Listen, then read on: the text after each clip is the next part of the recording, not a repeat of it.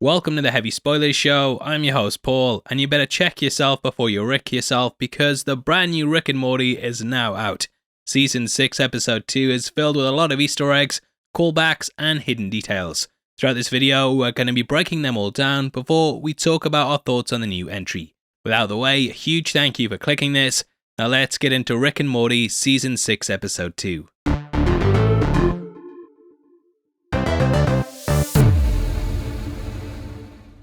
Okay, so the episode is called Rick, A More Well Lived, and this calls all the way back to Morty Night Run. This had Rick and Morty travelling to Blips and Chits, which was an arcade that had several games, including Roy, A Life Well Lived. This virtual reality simulation placed Morty in the shoes of Roy, and with him he lived out a life as a kid that turned into a college football player before he went to work at a carpet store. He was diagnosed with cancer. It all seemed bleak, but Morty managed to beat it. He ended up returning to work at the carpet store, where he was killed by a falling rug, and Rick ripped the shit of him for being such a loser that he ended up going back there. He then tried the game, and ended up going off the grid, showing how different that the two characters are. This guy's taking Roy off the grid! This guy doesn't have a social security number for Roy! The episode is also filled with lots of movie callbacks, including Die Hard, with Summer taking on the role of John McClane. This is pretty much name dropped by every character, and you could say that this reference was a Die Hard one that refused to die. Now, we discover that aliens have attacked the arcade, and this has glitched the Roy game, splitting Morty's consciousness when it restarted. This might throw you off a bit, and when we first open the episode, we can hear that every single character has Morty's voice. He's classed as an NPC, and an NPC is also a slang term that I probably get called a lot, and it originates from the idea that we exist in a simulated reality, with some people taking on the role of NPCs. They give the exact same opinions without critical thinking, and are programmed to just repeat things others have said without any thoughts of their own. Basically just means that there's lots of stupid bots like my 1 million subscribers, and it's clearly making fun of Morty with this meta joke. Now though we get lots of Die Hard references, we also get an overall play on one of the major theories floating around about Inception. I've covered this in a video before, but in case you don't know, there's lots of people who think that Inception was actually an inception on Cobb himself. Though this was never confirmed, many suspect that the crew were actually planting the idea into Cobb's mind that he needed to return to the real world, and also his children. When you view the movie like this, it actually makes a lot of sense, and according to the theory, the entire job was centered around them planting this idea into his mind. This is very much the same thing with Rick, who plays Roy. He's attempting to get Morty to realize that he's in a game, and we see this early on with a character wearing the same clothes as Morty. This is something that other characters are influenced into doing, and becoming more like Morty shows they believe the truth of their world. Now we see a rally flyer by Roy which points out that he's his grandson. Rick wants to round up all 5 billion parts of Morty, and this has turned some of them into almost cult-like members, even though they're all pieces of the same whole. Now we cut to the outside to see Blips and Chits already in the midst of the attack. At this point we get the title sequence in the episode, but I'm going to use this time to ask you to like, comment and subscribe because I'm an NPC. Now we get a look at Morty's subconscious and see the girl that we've been following, called Martha, comes from a Jewish family that Morty has implanted his stereotypes onto. The end of these episodes always comes with commentary by the creative team, and they discussed how this was basically a comment on organized religion and how this would fit into simulation theory. The two should really contradict one another, but Dan Harmon said that in the end, it doesn't really matter whether you believe in religion or simulation theory, as it all just means that we're part of some bigger scripted thing happening with the universe. Rick constantly says, Yeah, look, I feel like every time I explain this I lose followers, but this isn't a religion. But in the end it somewhat turns out to be true because they all follow and believe the same thing. Now from here we cut to Summer sneaking around and we get a scene that introduces the big bad. Played by Peter Dinklage, this character clearly riffs on Hans Gruber due to his suit, and the post-credit scene even introduces his brother, similar to what happened in Die Hard 3. His first scene involves him shooting someone in the head whilst at a table, and a similar thing happened with Hans to show how ruthless that he was in the first Die Hard movie. The game Don't Touch Me sounds off. I don't know why, but I did chuckle at this a bit. Surgery. Hey, who don't touch me? I don't like being touched!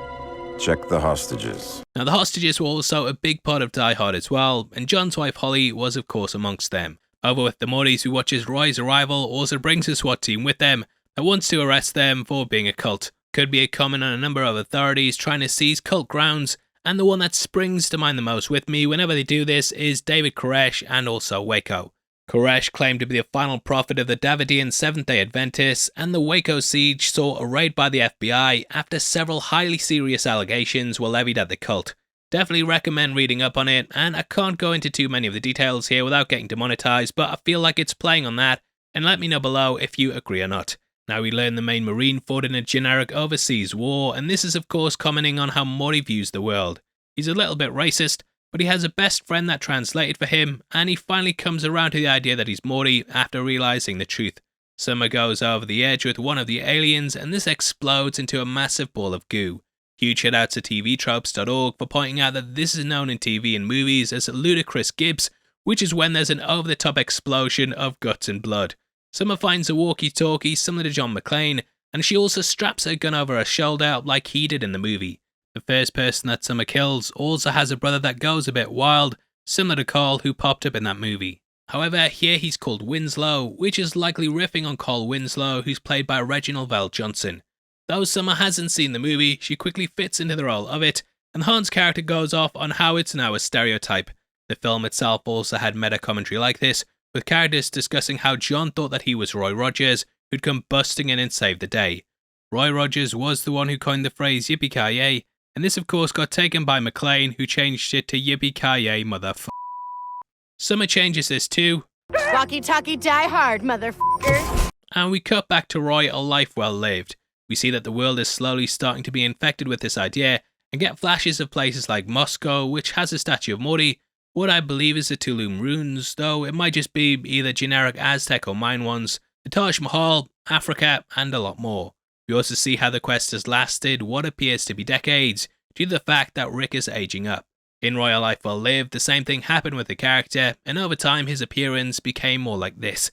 As we saw in Season 2, the game has time dilation within it, meaning that it moves much faster than the real world. This is something that was present in not only Inception, but also Westworld as well, with time moving faster due to computer processing speeds being quicker than reality. We learn Rick wants to travel into space and beyond the borders of reality, which will reset the game, and thus he's building this vessel.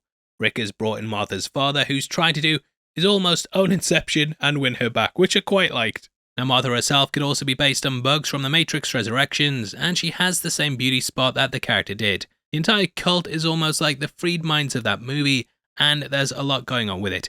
Also love how Rick and Morty pretty much fit into their usual roles, with Morty following Rick. In the end, a small part of Morty is left in the game, and over the seasons we've seen a lot of discussion about how Morty is breaking away from his grandfather's control. This was of course shown in Evil Morty as well, but it's definitely laced throughout a number of entries. I feel like this part being left behind also signifies that there is a part of him that will eventually become independent, and that he will go off and do his own thing. Now interestingly, it could also show that the Morty in the main world is going to be fully subservient, as the rogue pieces could all remain behind. This is touched upon by the President, who's one of the main world leaders that won't join them. This is 8% of Morty, which Rick says is insignificant, but let me know below whether you think this will take Morty's descending side out or not. He says that he realised early on that he was in a game and that he used this knowledge in order to gain power. He just played the system and would rather reign in hell than serve in heaven. In some further nods to Die Hard, we get an alien standing on a table, spouting off dialogue. This is similar to the table scene in the movie, with a villain doing the same thing, and this gave John an opening to kill him. Here his advice is not to hide under a table, which Summer didn't do due to her not actually seeing the movie. You also get the big bad reading a book called Nakatomi Paradigm, and the tower in the movie was of course called Nakatomi Plaza. Han says he's going to wander the arcade unarmed, pretending to be a hostage, which was something that the character did in the original movie. Roy is now fully aged up to the point he was at when he died in the original Morty game, and it shows the plan is almost coming to an end. Martha is also aging up too, and we can see this in the extra lines on her face. They mention the Snyder Cut, and how 8% of that was Batman dreaming, with this playing on the nightmare scene. Batman Dreams also played a big part in BVS. I was wondering whether the Martha name was based on that too. I'll not do that why did you say that name bit, because it's a bit played out. Now Morty says he hasn't seen the Snyder Cut, but hey, you've seen Batman v Superman though, right? Now the World Leader's screen also has several rooms based on the ones in the real world, and I'll never forget those 3 podiums that we see the UK guys standing in front of, constantly popping up throughout the pandemic, and because Rick refuses to tell Morty that he loves him, the world devolves into a holy war, with Mort going against the Rick. They don't want to go back to the world where Rick doesn't love them, and want to stay behind in the sim no matter what. Though Rick eventually does say he loves him, it's revealed that this is a robot Decoy, and we of course have seen the character use these throughout the entire show. Now cut back to summer, and we get this Die Hard reference. You don't have to not do things that were done in Die Hard. You can shoot the glass. Shoot the glass. Shoot the glass. After realizing she hasn't left the arcade because she has a reason to stay, we then get this scene. Too much. This is a callback to this.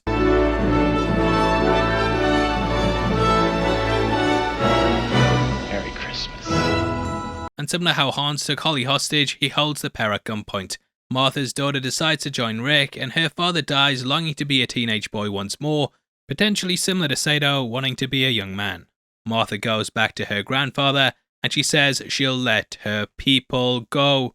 She also says her name is Marta at this point, which has biblical roots, and typically it means the lady. Back with summer, we hear Hans drop this line. And the quarterback, as they say, is toast. Oh my god, the quarterback is toast. They do some reverse psychology Die Hard stuff, with Summer denying that the ending is playing out in the exact same way.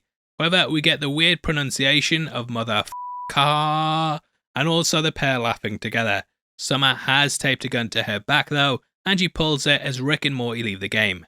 They wake up similar to Inception and get the upper hand.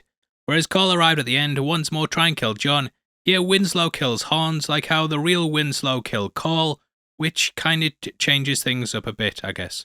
Showing that he does care, Rick pays to have the right game put into storage so that Marta can keep living her life, and we get a Raiders of the Lost Ark reference with it being put into a big storage hall.